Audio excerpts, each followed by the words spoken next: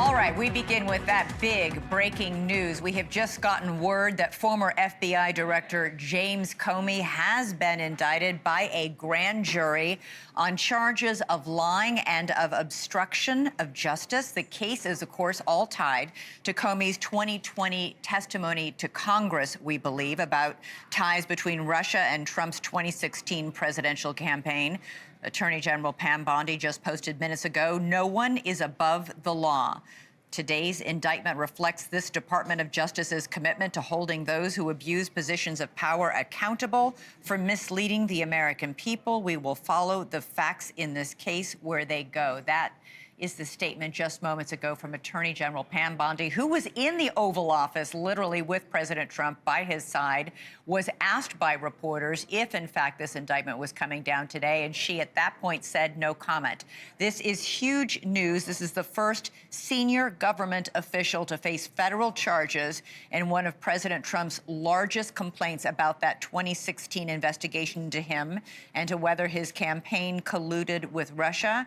He has been on the warpath, so to speak, to clear his name and reputation and to make people who he views responsible for launching that investigation into him pay for their crimes, especially if, in fact, they have committed said crimes. Joe Khalil is live for us on Capitol Hill with the very latest. Joe, what are you hearing about this indictment? We haven't actually seen it yet, so we don't know precisely if this is around his congressional testimony or around leaks of things that he gave once he was fired by President Trump in 2017. Yeah, so that's uncertain because we haven't actually seen the indictment. What we do know, just for starters, Elizabeth, is that this is a historic moment. This is the former FBI Director, James Comey, who is now charged or indicted with making a false statement and then obstructing. What has been talked about is his 2020 before he came to the Senate and actually testified before Congress. He was testifying about the 2016 investigation into President Trump's campaign and whether there were any ties between that and Russia. So there was at least enough there for a grand jury to find that they could pursue potential charges. That is ultimately what an indictment is in a grand jury. So that's what's at the heart of this case, Elizabeth. Under the surface are questions, as you raised, as to whether or not this is really President Trump going after his political rivals as he sees them, because this is not simply happening in a vacuum. If we can put up what President Trump said just a couple of days ago on Truth Social, he directly asked the Attorney General, Pam Bondi, to prosecute and to go after James Comey and others. He says, "Pam, I've reviewed over 30 statements and posts saying essentially same old story as last time, all talk, no action, nothing's being done. What about Comey, Adam Schiff, and Letitia James? They are all guilty as hell, but nothing is going to be done." And then he went on to say, "They impeached me twice and indicted me 5 times over nothing. Justice must be served." What we also know is that the former U.S. attorney, as of just a couple of days ago, Eric Siebert, was removed from his role. He was fired for not moving forward and bringing charges. We know that because President Trump said so directly when asked about it in the Oval Office more than once, and that is what happened. Siebert has been replaced by Lindsay Halligan, who is the new U.S. attorney now bringing this case forward. She was a personal attorney for President Trump not so long ago. So with all of that, again, not happening in a vacuum, you also have the fact that James Comey testified before Congress almost 5 years ago to the day. It will be 5 years this coming Tuesday, Elizabeth. Why is that important? Because that is the day, next week, Tuesday, when the statute of limitations would have run out. If, and we're assuming here, if the charge is for his testimony before Congress, and that is the allegation that he made a false statement under oath to Congress, the statute of limitations runs out. The clock was ticking, so they needed to bring this indictment forward, and they had very few days left to actually do it. And Joe, which we think it must be because obstruction of justice, obviously, I mean, failure lying under oath obviously sounds like it must refer to that testimony, and therefore that statute of limitations coming up. But Eric Siebert either resigned by his story or was fired, according to President Trump, because he refused to go forward with this indictment. He had said, according to reports, that he didn't feel there was enough evidence of wrongdoing. That raises questions. Did Pam Bondi and Lindsay Halligan, in the few days she's been in the job, find new evidence, or what happened? There's been a lot of reporting around Siebert and his motivations to not bring this case forward, and those motivations that there may not have been enough evidence in his view, that this wasn't a real solid case. And that reporting was confirmed by President Trump himself in one of his Truth Social posts. He referenced the fact that the U.S. attorney, referring to Siebert, didn't think that there was enough evidence to move forward with the case. President Trump clearly disagreed and made that known. So again, at the heart of this case is this charge that Comey is now facing, this indictment. But when you look beneath the surface, this is what President Trump has been saying he wanted to happen. He removed a U.S. attorney for not making this happen, and the new person that he installed in his place, Lindsay Halligan, has apparently moved forward, and now we do have this indictment. So again, without seeing it, we don't want to get ahead of ourselves, but there's obviously a lot there to go through, a lot of questions it raises, and ultimately the biggest question is what is going to be James Comey's fate as this plays out. All right. As soon as you get your hands on that indictment, let us know. We'll bring you back on to get the details of what you see in there. In the meantime, let's get reaction from our panel. Bill Brennan is a former attorney for President Trump. John Fishwick is a former U.S. attorney for the Western District of Virginia. And Michael Schellenberger is a journalist and founder of Public News. Thank you all three for being here. Bill Brennan, I'll start with you. This is the former director of the FBI. This is big news today. What do you make of this? Well, Elizabeth, thank you for having me. It is certainly a blockbuster. It is big news. Former director of the FBI, former U.S. attorney for the Southern District of New York, former deputy attorney general, won indictments against high-profile public figures like Martha Stewart. And I think it's huge news. But I think it's very important to realize how the case was charged. The U.S. attorney, or any prosecutor, or federal prosecutor, has basically three tools in their bag via ways to charge. They can file a complaint and warrant, which is basically just a document saying, here's what we think the person did, and then the federal rules of criminal procedure set forth 30 days to indict. They can file an information. That usually means there's a plea expected, but this was done by grand jury. So notwithstanding any desires or motives of the president, this was put before a panel of around 25 people, independent citizens, allegedly with no axe to grind. They were shown evidence and they were asked to return an indictment. They could have said no, but they didn't. So now an indictment doesn't mean anybody's guilty. You're presumed innocent, but he has been charged, and it did clear the first hurdle, and that is the grand jury. John, you are a former U.S. attorney, not of the Eastern District of Virginia, which has been much in dispute and in the news, but of the Western District of Virginia. What do you make of these charges and of this whole narrative here that we heard Eric Siebert resign / was fired because he thought there wasn't enough evidence there to bring an indictment, and yet somehow within a few days of his leaving, an indictment's been brought? Yes, Elizabeth, I think we're facing a pitched battle in the coming days between DOJ and the Comey legal team. DOJ is going to say, hey, look, the grand jury indicted, whatever you think, it wasn't politics. The citizens came together and have made 2 federal criminal charges against James Comey. What the Comey legal team is going to say, look, the last U.S. attorney said it wasn't enough to bring charges, and he had to decide there wasn't enough beyond a reasonable doubt to convict Comey. And so he didn't bring the charges. The thumb was put on him and on the new U.S. attorney and them. Therefore, charges were brought. So they're going to say it's all politics. It's not legal. One of the challenges for that is going to be that the grand jury has indicted, but there's going to be a pitched battle over whether this was politics or whether these charges would have been brought.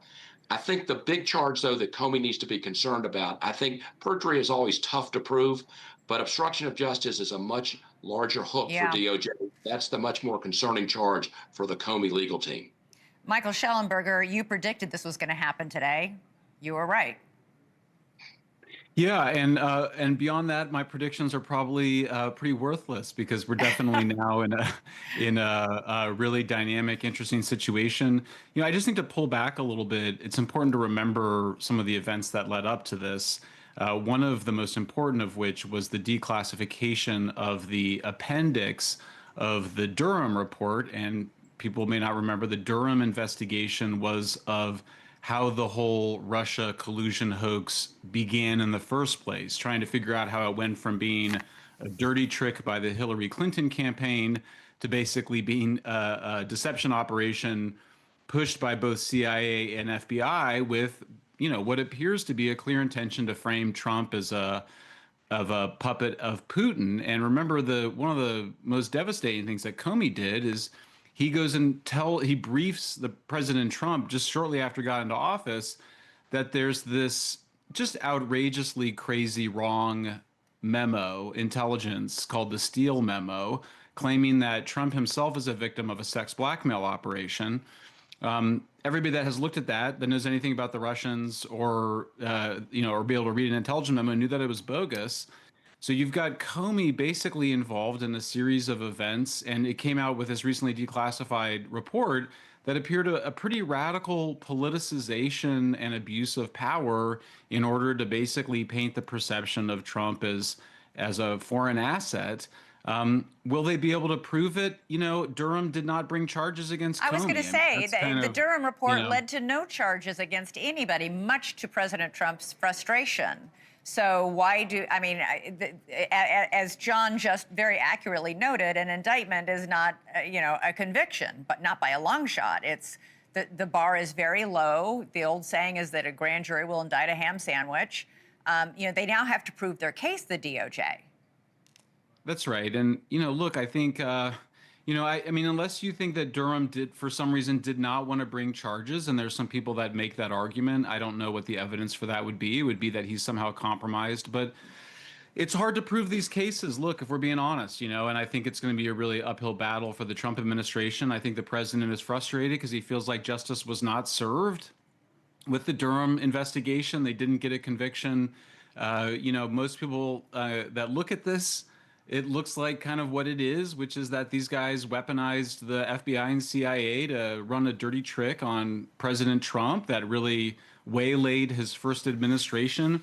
And he's mad about it, and he kept demanding that somebody do something about it, even though maybe the case wasn't as strong as, as he wished it would be. Right. So I don't think it's I'm skeptical that they're gonna succeed, but I think the bigger issue is people need to understand what happened, because all the evidence shows significant abuses of power by many people in the CIA and FBI in an illegal and partisan way. And Bill Brennan, to that point, Kash Patel, director of the FBI, just issued this statement as well just a few moments ago.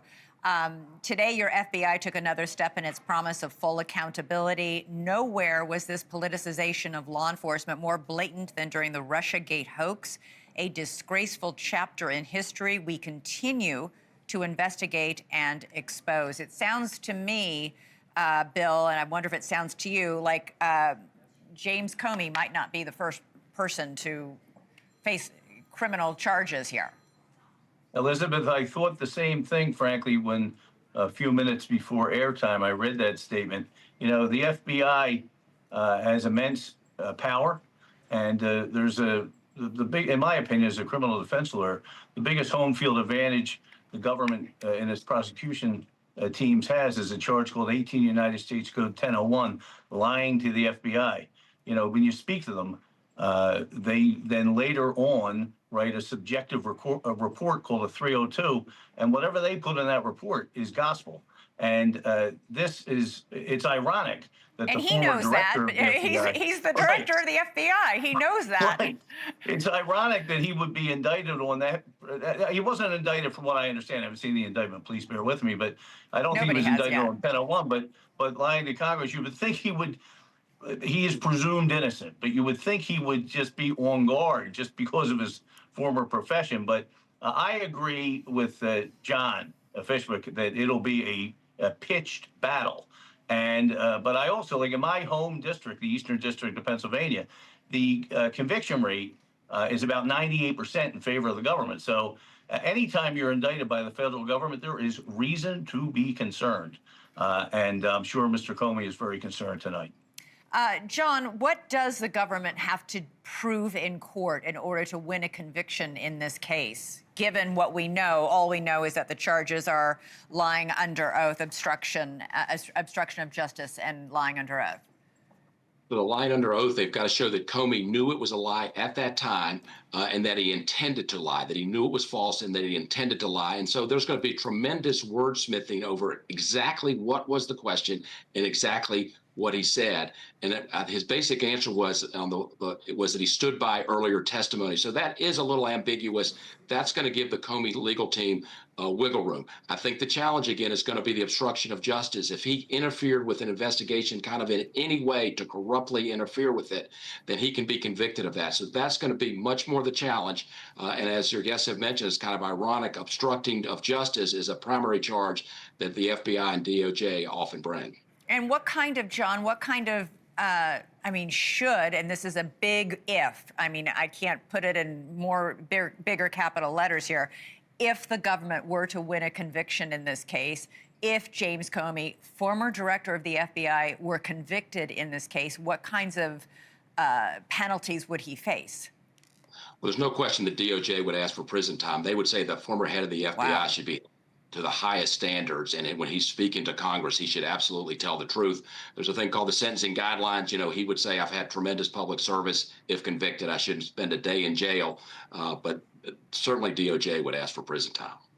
And we should say we have not yet heard anything from James Comey, at least not that my team has alerted me to, because it would have happened just in the last literally 60 to 120 seconds. But we haven't yet gotten a statement from James Comey or his attorneys. Michael Schellenberger, President Trump has made it very clear in his posts online that he wanted James Comey indicted, but not just James Comey. He wants Letitia James indicted. He wants Adam Schiff indicted. Do you think he now switches his focus to those elected or officials? What do you think he's going to do? You know, I can't be in the business of predicting the behavior of President Trump. That's a fool's errand. But nonetheless, I do think that this shows that he's willing to make the changes in personnel that are required to bring these prosecutions. And, you know, you got to think he's going to do that with all the folks that he feels broke the law in a variety of ways. You know, it's the other, you know, it'd be, I don't know if John Brennan's even on the table or James Clapper, but those were the other two key people in the Russia collusion hoax. But yeah, I mean, it does seem like the president with this, the president is signaling he's not going to be talked out of it by the New York Times editorial board and the tut-tutting of the mainstream news media. He's going to seek these prosecutions. You know, I think after probably having been told by a lot of people that they weren't, that the chance of these prosecutions succeeding was probably pretty low, and he's decided to pursue it anyway. And you know, I even if I'm skeptical about the case, I do hope it's a chance for people to realize the ways in which, you know, I think the government there really did abuse its powers. And even if people can't prove guilt in a court of law, I think the more people learn about these cases, the better. All right, everyone stick around. We're getting a few more statements issued, and I want to go through them over a commercial break. We're going to have more of our continuing coverage on this big, huge breaking news. Former director of the FBI, James Comey, just indicted. We'll be right back with more details coming up.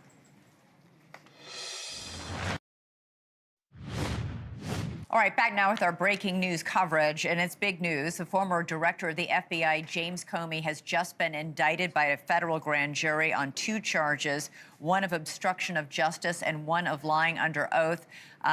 Back with me now, we have Bill Brennan, a former trial attorney for President Trump, John Fishwick, former U.S. Attorney for the Western District of Virginia. Michael Schellenberger, a journalist and founder of Public News. Also joining us is Batya Ungar-Sargon, host of Batya on NewsNation. Thanks all for being here. And we just, during the commercial break, got a statement, a release from the Justice Department, which reads, today, a federal grand jury has charged former FBI Director James Comey with serious crimes related to the disclosure of sensitive information. The indictment alleges that Comey obstructed a congressional investigation into the disclosure of sensitive information in violation of 18 U.S.C. 1505. The indictment also alleges that Comey made a false statement in violation of 18 U.S.C. 1001. Comey stated he did not authorize someone at the FBI to be an anonymous source. According to the indictment, that statement was false. Michael Schellenberger, you're familiar with the big intricacies of what happened with Russiagate and the ensuing investigations. What exactly is this indictment alleging James Comey did when he broke the law? Well, I mean, at least at the, the one I understand is the lying to Congress and the perjury charge. I'm assuming the obstruction is connected to it somehow, but I'm not sure I understand it because I haven't read the indictment. But I mean, my understanding is that this was really around his misrepresentation of whether the Steele dossier, which is this bogus memos written by somebody hired by the Hillary Clinton campaign, whether that was used in the intelligence community assessment of Russian interference in the November 2016 elections. He claims it wasn't, but in fact it was, and the evidence suggests that he was one of the people that was pushing it.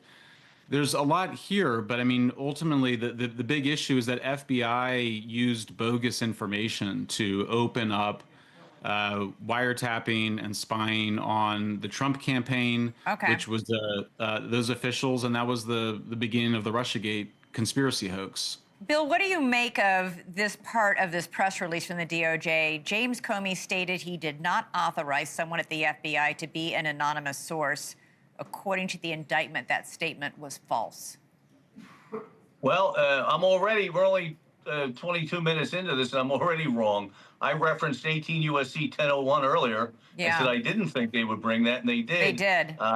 And John mentioned that perjury and lying is a tough charge to prove, but 1001's always scared me because you have this, I call it the home court advantage. You have this ability to use nuanced language and subjective interpretations and then paint the picture of what was in Comey's mind. And the government's very adept at doing that. And again, it's so ironic that the former U.S. attorney and former director of the FBI would be subject to that charge. It's reminiscent of that old hoist by his own petard line.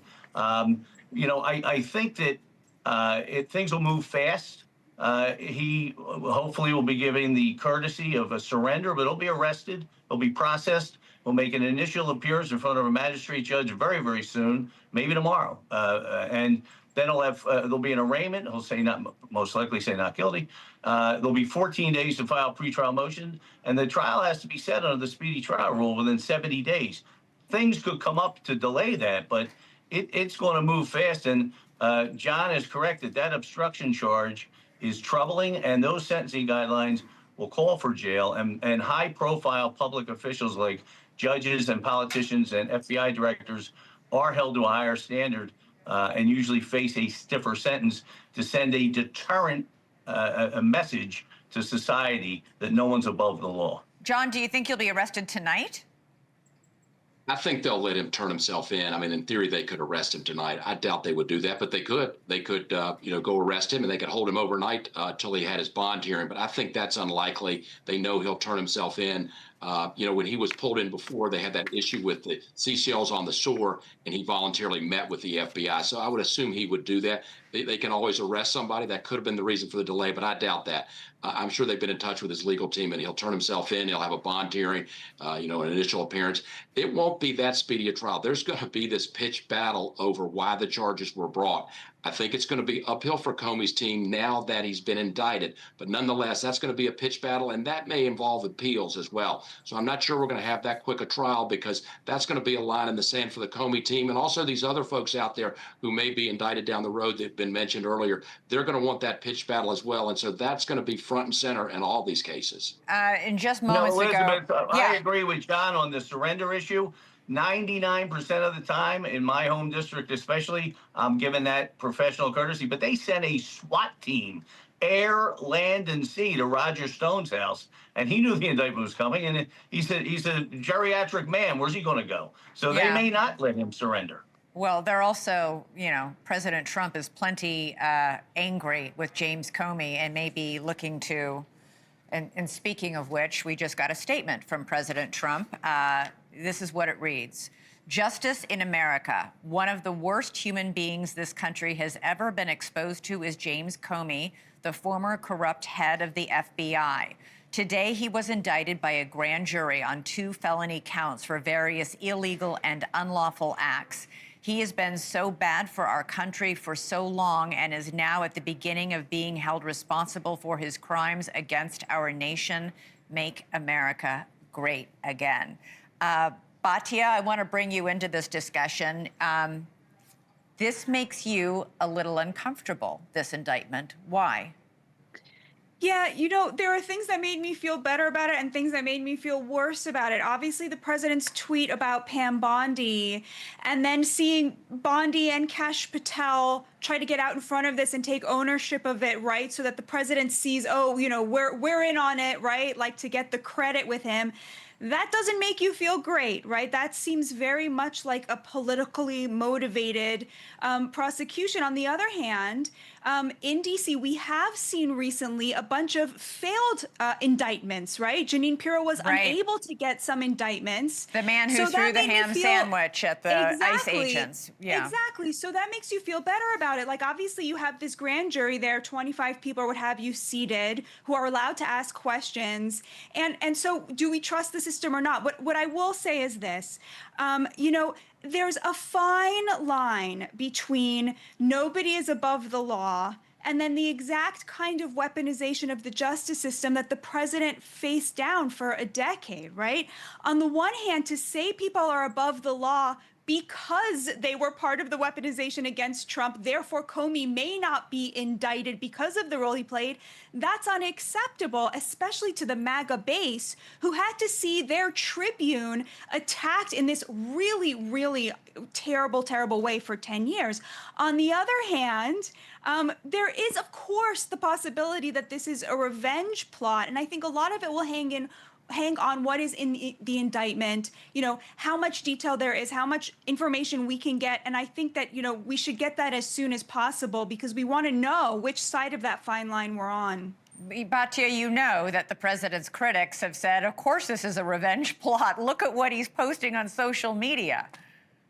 Yeah, but demanding at the same time, indictments and firing people who don't bring them. Obviously, we've seen all that. But at the same time, it is radicalizing to the MAGA movement to be told that people should be allowed to get away with what they did to Trump, right? So on the other hand, this idea that no one is above the law has to be taken seriously. And I would just urge Americans on either side to have a lot of compassion in this moment for how the left sees this as weaponization, but also how the right sees this as justice. We are divided on this exact topic, and we need to bring a lot of compassion, which is, of course, why I was watching you from the minute that this broke, Elizabeth, because I knew that I was going to get just the honest version of this story. Well, I appreciate that, Batya. And in the meantime, guess what? We finally got our hands actually on the indictment. So Bill and John, you won't have to be vamping anymore. And Michael, we'll actually see what it has. Take a quick break. We'll come right back with it.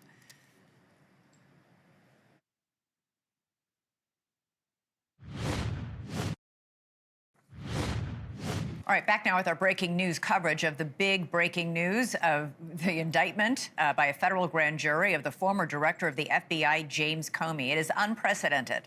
I don't think we've ever had a former director of the FBI indicted on criminal charges. And literally, just in the last 2 minutes, if you come back to me on camera, I'm going to show you here this indictment. We just got our hands on it. It's literally this brief. It's one page and then only the top of the back. It is an incredibly short indictment here.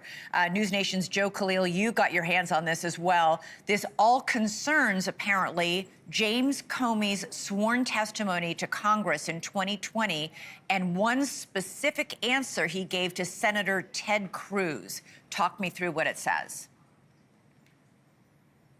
So back in 2020, Senator Ted Cruz asked James Comey if he had authorized anybody at the FBI to be an anonymous source for media reports. Director Comey at that time said no. And this indictment focuses on that moment and alleges that he lied, that he made a false statement there to Congress, that he had allegedly allowed somebody in the FBI to be giving stories or giving material for reporting. That is the heart of this indictment right now. And what that means is that a federal grand jury has found at least enough evidence there to move forward to the next step. It doesn't mean that he is guilty, but that there is an allegation there that they deemed at least credible enough to move forward. You're right. I'm not an attorney, but we've had to go through indictments before. This is the shortest one I can remember. It's only about 3 short paragraphs, and you showed how small it is there. So it's pretty cut and dry. And again, that date when he testified in 2020, September 30th, is important because, as we mentioned, that is coming up, the 5-year anniversary of that, on Tuesday, which would be the end of the statute of limitations, Elizabeth. So if this were going to come down at all, it needed to come down within the next couple of days. And we now have this indictment here for former FBI Director James Comey. All right. Joe, you're not an attorney, but Jesse Weber is, NewsNation's law and crime network host and legal contributor. You've also just read the indictment. Yep. What do you make of it? Well, first of all, it should be noted that an indictment doesn't necessarily have to be pages and pages and pages long. It can be this short and be just as sufficient. I think what is notable about it is that this is a criminal prosecution against a former FBI director, you said unprecedented, based on one statement. And I think that's concerning on multiple levels. It really is just based on one statement? It is about one question. As far as I'm looking, one question that was asked to James Comey about whether or not he had authorized anyone to provide leaks or leak information to the press regarding the Clinton investigation. And this is, of course, we know regarding Andrew McCabe.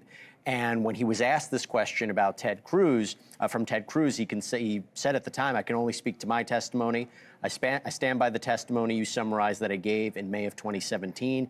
He was asked again, so your testimony is you've never authorized anyone to leak. And Mr. McCabe, if he says contrary is not telling the truth, is that correct? Again, I'm not going to characterize Andy's testimony, but mine is the same today. Now, why is this significant? So a grand jury has come back and said that they believe there is probable cause that he committed obstruction and that he provided a false statement. That is not the same thing as to say they can prove that at a trial beyond a reasonable doubt. What I am curious right now is what federal prosecutors have, what Lindsay Halligan has. We know Kash Patel has come out recently and done a review of evidence and says that he may have evidence to suggest there were leaks at the top of the FBI leadership.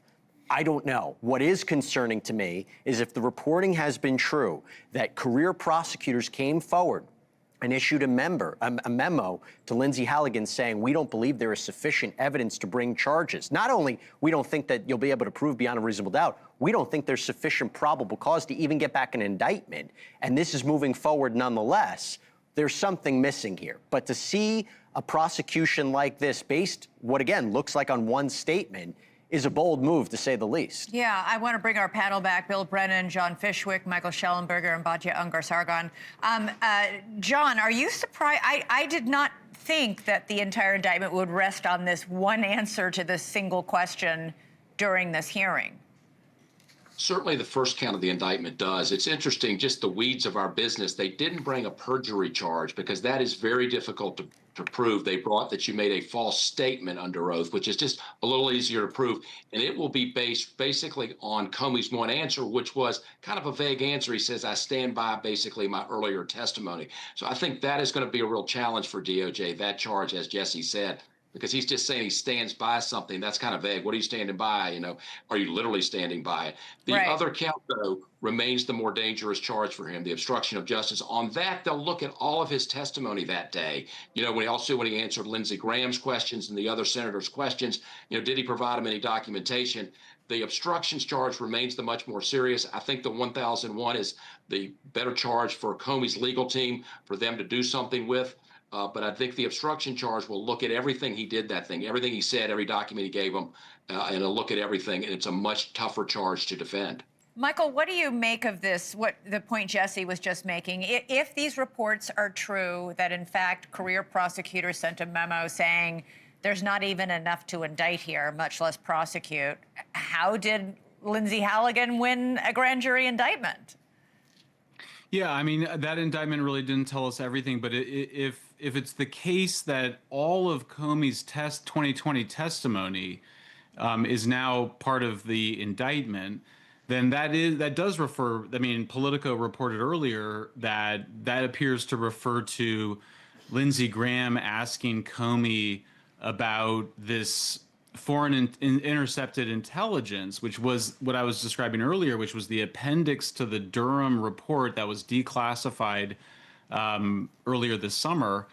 And what that showed was pretty amazing. I mean, it showed that Comey decided to publicly announce that DOJ should not pursue an indictment against Hillary Clinton for her emails, which was criticized by the Inspector General. They'd said they'd never seen anything like it. It was really bizarre.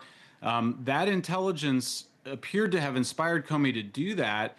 And Comey told Lindsey Graham, when he was asked about it, doesn't ring any bells for me, which is cannot be true, because it was a huge event for Comey to decide to effectively announce the end of the Hillary Clinton email investigation. But maybe my lawyers here, Jesse, John, and Bill, can answer this question for me.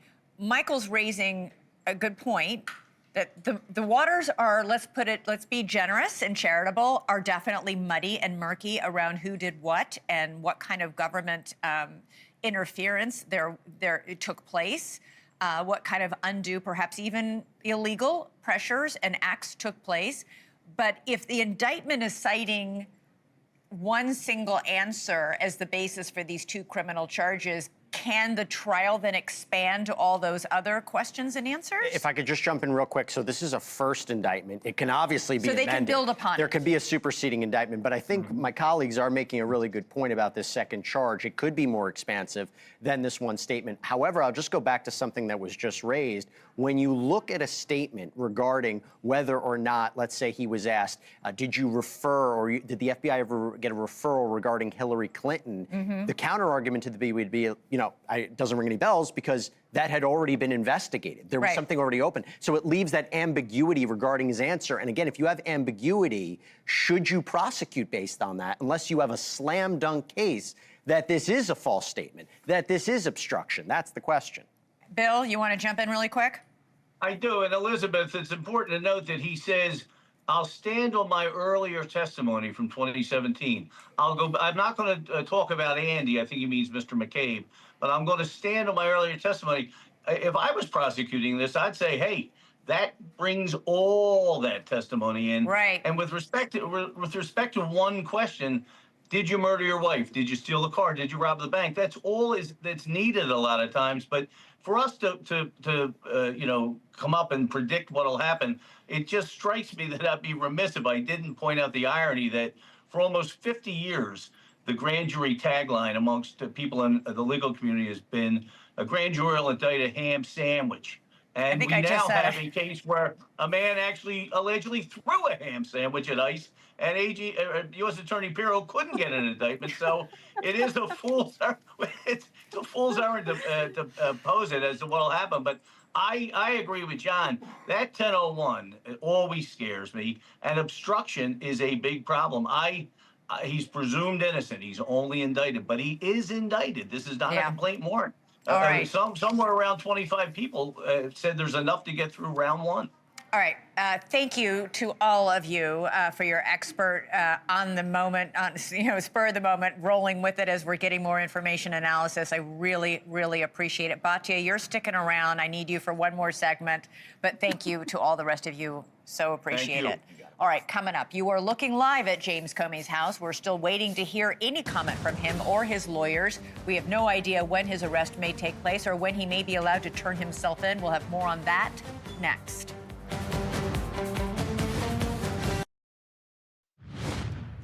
All right, continuing our breaking news coverage, the indictment this evening of former FBI Director James Comey, an unprecedented act. Never before has an FBI director, former or current, been indicted on criminal charges, but James Comey has. This is something President Trump has been urging his Department of Justice to do. Tonight, the DOJ announced its indictment just about 7 p.m., moments before this show started. Batya Ungar-Sargon, I wanted to give you the last word on this as we end this show. Our coverage will continue, of course. You are not sure this is going to be a good thing politically when it comes to the biggest block of voters in this country, and that is the independents. Yeah, exactly. Your previous guest did such a great job exploring the legal intricacies, but of course there is also the political question.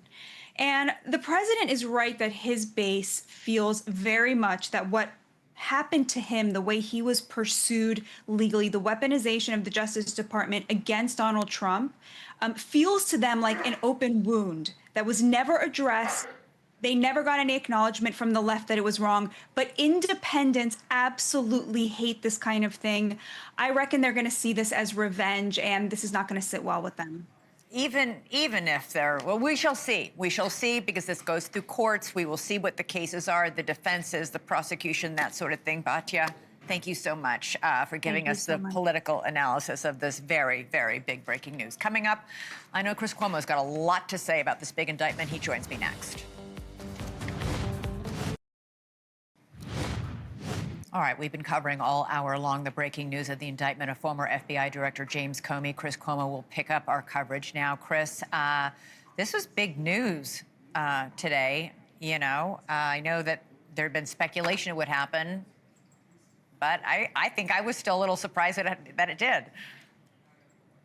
I'm surprised that this is all there is. Remember, the original sin was the FBI and, of course, the whole system relying on the dossier. That is not in these charges, but that's what motivates these charges. They are felonies. You can get up to 5 years. This is all going to come down to interpretation. It is not a slam dunk case. And if you notice in the president's tweet about it, or whatever you call Truth Social, there's absolutely no mention of any facts or proof in his favor. It's just that Comey is a bum. And that's what's motivating this. So I'm going to break it down legally. I happen to know this body of fact very, very well. I have studied it for years, very closely. So put it this way, I would much rather be representing the defense than the prosecution on this. But it's going to be a close call, and it's going to be interesting to watch. Elizabeth, I got to jump. Thank you very much. Go ahead. Have a great show. Thank you for watching. Subscribe below and download our NewsNation app right now on your phone, and you will get fact-based, unbiased news for all Americans.